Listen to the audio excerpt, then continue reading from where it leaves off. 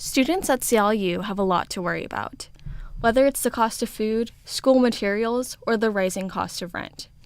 Even the tuition of the university is a lot to handle, with the school raising its yearly tuition to almost $40,000, and with room, board, and other fees combined, the total cost of attendance is over $56,000. In order to afford the steep price range of an education, students attain jobs, sometimes on campus and other times not. With many students without cars, students rely on the King County metro system to take them to far destinations. One would think that such an expensive school would provide Orca cards for its almost 8,000 students. And it does, to some extent, but the options are limited. When talking with Seattle U students, I noticed a common pattern of discordance with the current renting system of Orca cards. Students are able to rent out the passes at the hub desk located in the Student Center, but only till 11 p.m. or till 9:30 a.m. the next morning, which means if you rent out the pass later than 9:30 a.m., you cannot have the pass for a full 24 hours. I like Orca passes. I wish that for SU's Orca Pass system that I could like check them out for longer or like not have to return them like right on time. Like it's just kind of limited, and sometimes like you'll go and they won't have any, or like I'm just super jealous of UW because they've got the, like their student ID is literally an Orca card. Like they can go anywhere whenever they want on the bus. So for one, you have to return your Orca Pass that you rent out at like 10 o'clock every morning, and that's frustrating if you want to like head outside of Seattle, maybe go back home for an evening. Only 70 cards are available at the hub desk for almost 8,000 students. Prior to last year, there are only 50 cards. Hanea Simpson, a sophomore at SU, remembers a distinct moment where she was traveling with a group of people and could not use the Seattle Orca Pass renting system because of the limited amount of cards. On campus, and we were going to an event that we had at the Crocodile, and it was on a weekend. I think it's worse during weekends too. And it was totally gone. Like they didn't have enough passes, and it wasn't because it was already gone beforehand. It was like a group of us, and they only had like 2 passes. So I had three or 2 passes. So I mean, like, if you want to go somewhere like as a group or a club on campus, you can, based on this system, because we don't have enough passes for a whole group.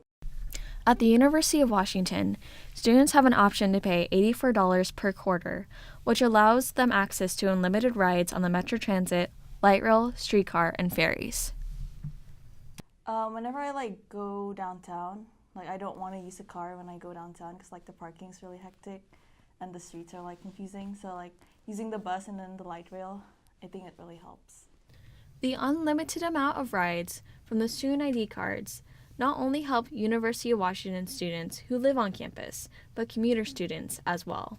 The bus pass system is very useful for me because I commute from home to school, and usually if I buy an Orca card, it would cost me $15 a day at least to commute from home to school. So by only paying $80 a quarter or $60 a quarter and having unlimited bus passes, it really helps me as a commuter. Seeing this palpable difference between student approval of the bus pass system from University of Washington and CLU students, I wanted to get down to the bottom of why CLU has such a limited bus pass program. I talked to the transportation supervisor, Whitney Wedge, and the executive director of Seattle Public Safety, Craig Berklet, and was surprised to find out that CLU used to have a similar bus pass program to the University of Washington until 2015. And we provided, at that point, we had a passport program, which essentially it's an all-in. You can ride on any mode of transportation. And Metro gave us a pretty good rate on that. But we had about 700 or a little over 700 of our students that actually participated in that program, but we actually had to buy for everybody. Yeah. That eventually got way too expensive. In fact, Public Safety even discussed bringing back the program this last summer, but did not do so because of the high cost. summer. We were like, is that possible? What would it look like? Yeah. And we were at over $1.2 million to get into that program. Okay. And it would have gone up to 1.8 million. I mean, they were Metro's like, yeah, we can drop you into this program, but it was just there was just no way we could pay for it. Public Safety then went on to describe their current Orca Pass program, which students have to qualify for depending on their income and if they work for King County Public Health. If they qualify, they'll be charged a discounted rate. Students then have to front-load the money and turn in receipts, and the university does a matching subsidy where they pay half of the fares. Although Public Safety claims the program is beneficial for students, less than 350 CLU students use the program.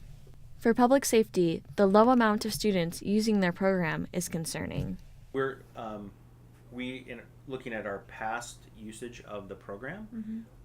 We're kind of surprised that more students aren't taking advantage of the program. So for us, if as part of your look into this, if you hear like what some of those barriers might be, why people are choosing not to get into that program, we would be interested, because it's we think that we could with our dollars fund some additional students that aren't they're probably using Orca, but they're not taking advantage of the program, and I'm not quite sure what that barrier might be.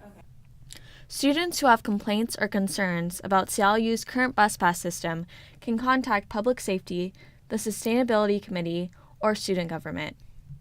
As for now, a stronger communication between the student body and Public Safety might be necessary. This is Natalie Monahan signing off on the Redhawk Reel.